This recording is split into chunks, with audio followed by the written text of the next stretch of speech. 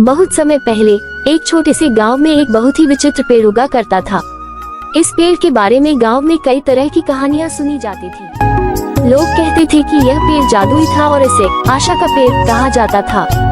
ये पेड़ केवल एक ही जगह पर उगता था और वहाँ पर लोग आते थे, अपनी दुखों और समस्याओं का हल मांगते थे। लेकिन किसी को भी ठीक से यह नहीं पता था कि आखिर वह पेड़ जादुई क्यों था, क्योंकि कोई भी व्यक्ति इसे पूरे दिल से नहीं समझ पाया था। गांव में एक छोटा लड़का जिसका नाम अर्जुन था, इस पेड़ के बारे में अक्सर सुनता था। अर्जुन का जीवन बहुत कठिन था।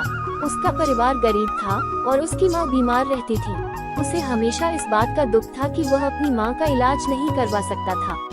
एक दिन उसने सोचा कि वह उस जादुई पेड़ के पास जाएगा और अपनी माँ की बीमारी का इलाज मांगेगा।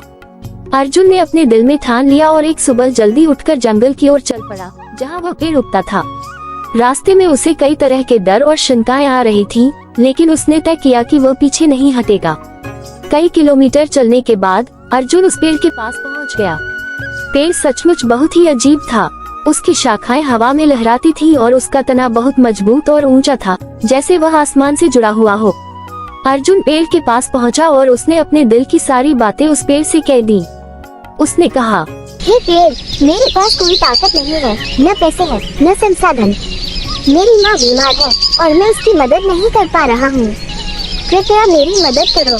जादुई पेड़ ने उसे ध्यान से सुना, लेकिन कोई उत्तर नहीं दिया।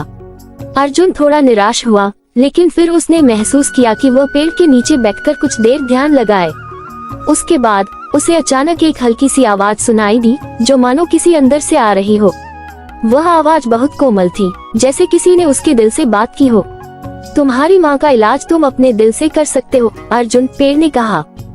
सच्ची उम्मीद और प्यार से कोई भी मुश्किल हल हो सकती है। तुम्हें अपनी माँ के लिए साहस और विश्वास की शक्ति चाहिए। अर्जुन को समझ में नहीं आया कि पेड़ क्या कह रहा था, लेकिन उसने महसूस किया कि उसे अपने भीतर कुछ विशेष ताकत मिल रही है। उसने महसूस किया कि अगर वह माँ के लिए सच्चे दिल से कुछ करता है, तो शायद उसकी माँ ठीक हो सकती है। वह उस दिन जंगल से वापस लौट आया, लेकिन अब वह पहले जैसा नहीं था। उसकी आंखों में एक नई चमक थी और उसका दिल भरोसे से भरा हुआ था। उसने अपनी माँ का इलाज शुरू किया। वह गांव के आसपास की जड़ी बूटियां इकट्ठा करने लगा और हर दिन माँ के पास बैठकर उसे दिलासा देता। उसकी माँ को यह महसूस हुआ कि अर्जुन का प्यार और समर्पण उसे ठीक कर रहे थे। कुछ महीनों बाद अर्जुन की माँ धीरे धीरे स्वस्थ होने लगी। अर्जुन ने सोचा कि शायद वह जादुई पेड़ ही था, जिसने उसे अपने भीतर की ताकत पहचानने की प्रेरणा दी। वह पेड़ अब उसे एक दोस्त की तरह लगता था, जिसने उसे अपने सपनों और विश्वास के बारे में सिखाया। अर्जुन ने महसूस किया कि जादू कोई बाहरी शक्ति नहीं है, बल्कि यह हमारी अपनी उम्मीद और विश्वास में छुपा होता है। समय के साथ अर्जुन का जीवन बेहतर होने लगा। उसकी माँ पूरी तरह से स्वस्थ हो गई और अर्जुन ने अपनी पढ़ाई पूरी की। वह अब गांव का सबसे समझदार लड़का बन गया था। एक दिन अर्जुन ने पेड़ के पास जाकर फिर से धन्यवाद दिया और कहा, धन्यवाद पेड़, आपने मुझे अपनी ताकत और विश्वास का रास्ता दिखाया। पेड़ ने उसे शांतिपूर्वक देखा और फिर वही आवाज सुनी, याद रखो अर्जुन, असली जादू तुम्हारे दिल में ही है। जब तुम सच्चे दिल से किसी की मदद करते हो, तो वह सबसे बड़ा जादू होता है। अर्जुन ने समझ लिया कि यह पेड़ सिर्फ एक प्रतीक था, जो जीवन के असली रहस्यों को समझने में उसकी मदद करता था। उसकी यात्रा यही खत्म नहीं हुई, बल्कि अब वह दूसरों की मदद करने के लिए और भी प्रेरित था। वह गांव में लोगों को सिखाने लगा कि सच्चे जादू की शक्ति उनके अपने भीतर है। वह लोगों को ये समझाता कि जब किसी की मदद दिल से की जाती है, तो जीवन में असली बदलाव आ सकता है। वह पेड़ अब गांव में एक महान प्रतीक बन चुका था और अर्जुन ने महसूस किया कि उसने अपनी माँ की बीमारी को सिर्फ इलाज नहीं किया, बल्कि उसने अपने दिल में एक नया दृष्टिकोण और ताकत पाली थी। अर्जुन की कहानी गांव में फैल गई और वह सबका प्रिय बन गया। वह अपने जीवन के हर कदम पर उस जादुई पेड़ की सीख को याद रखता था। सच्ची उम्मीद, प्यार और विश्वास से किसी भी मुश्किल को पार किया जा सकता है। ये कहानी इस बात का संदेश देती है कि जादू केवल बाहरी दुनिया में नहीं, बल्कि हमारे अपने विश्वास और कड़ी मेहनत में छुपा होता है। एक समय की बात है, एक छोटे से गांव में दो भाई रहते थे। बड़े भाई का नाम रमेश था और छोटे का नाम सुरेश। दोनों भाइयों का स्वभाव बिल्कुल अलग था। रमेश था बहुत ही गंभीर और परिश्रमी, जबकि सुरेश था बेहद मुस्तमौला और आनंदित रहने वाला। लेकिन दोनों भाई एक दूसरे के साथ हमेशा रहते थे और उनके बीच गहरी मित्रता थी। रमेश हमेशा अपने कामों में व्यस्त रहता था। दिन भर खेतों में काम करता, घर के सभी काम करता और कभी भी आलस्य को अपने पास नहीं आने देता। वह जानता था कि मेहनत से ही सफलता मिलती है और वह जीवन में किसी भी स्थिति से हार मानने वाला नहीं था। वहीं सुरेश का स्वभाव बिल्कुल विपरीत था। उसे आराम करना पसंद था और बहुत समय बिताने के लिए वह हमेशा कोई न कोई मजेदार गतिविधि खोजता रहता। खेतों का काम उसे बहुत बोझिल लगता, इसलिए वह अक्सर रमेश को मदद नहीं करता था और जब भी अवसर मिलता वह दोस्तों के साथ खेलकूद में लग जाता। एक दिन गांव में एक बड़ा मेले का आयोजन हुआ। रमेश ने सुरेश से कहा, हम दोनों को मिलकर खेतों का काम जल्दी निपटा लेना चाहिए ताकि हम मेला देखने जा सकें। सुरेश ने हल्के से मुस्कुराते हुए कहा, तुम अपना काम करो, मैं आराम करता हूँ। मेला देखने के लिए तो बहुत समय है। रमेश को यह सुनकर थोड़ा दुख हुआ, लेकिन उसने कुछ नहीं कहा।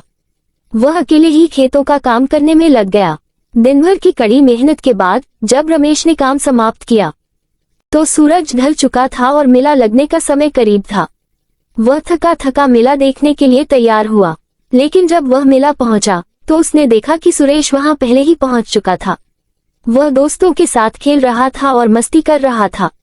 रमेश को ये देखकर थोड़ा गुस्सा आया, लेकिन उसने खुद को संभाला और सुरेश से कहा, तुम्हें तो खेतों का काम करना चाहिए था, लेकिन तुम यहाँ मस्ती करने आए हो। सुरेश हंसते हुए बोला, तुम समझ नहीं रहे हो भाई, मस्ती करने का भी एक तरीका है। तुम मेहनत करो तो भी खुश रह सकते हो और मैं खुश रहता हूँ क्योंकि मुझे अपनी मर्जी से काम करने का मौका मिलता है। दोनों की अपनी अपनी पसंद होती है। रमेश कुछ देर तक चुप रहा, फिर उसने सोचा कि शायद सुरेश सही कह रहा था। कभी कभी जीवन में थोड़ा आराम और आनंद भी जरूरी होता है।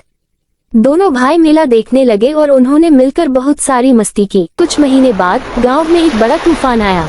गांव के ज्यादातर घरों को नुकसान हुआ। रमेश और सुरेश के घर को भी बहुत नुकसान हुआ, लेकिन रमेश ने बिना देर किए मरम्मत का काम शुरू कर दिया। सुरेश ने भी मदद की, लेकिन उसकी मदद करने का तरीका थोड़ा अलग था। वह गांव वालों को अपने मजेदार अंदाज में हंसाते हुए काम में लगे रहने की कोशिश करता था।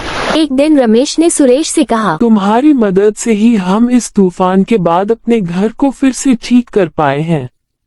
तुम्हारी मस्ती और ऊर्जा ने सभी को राहत दी। तुम्हारी मेहनत और शक्ति ने हमें काम में लगाए रखा। दोनों का मेल ही सफलता की कुंजी है। कुछ समय बाद गांव के लोग और परिवार दोनों भाइयों के कार्यों और व्यवहार से बहुत प्रभावित हुए। रमेश की मेहनत और सुरेश की मस्ती ने गांव में एक नया सामंजस्य और ऊर्जा भर दी थी। दोनों ने साबित किया कि एक साथ काम करना और एक दूसरे के गुणों को समझना ही सफलता की ओर ले जाता है। इस कहानी से यह सीखने को मिलता है कि जीवन में मेहनत और आनंद दोनों का महत्व है। यदि हम दोनों को संतुलित तरीके से अपनाते हैं तो जीवन खुशहाल और सफल बनता है। रमेश और सुरेश की तरह हमें एक दूसरे की विशेषताओं को समझकर अपनी राह पर आगे बढ़ना चाहिए।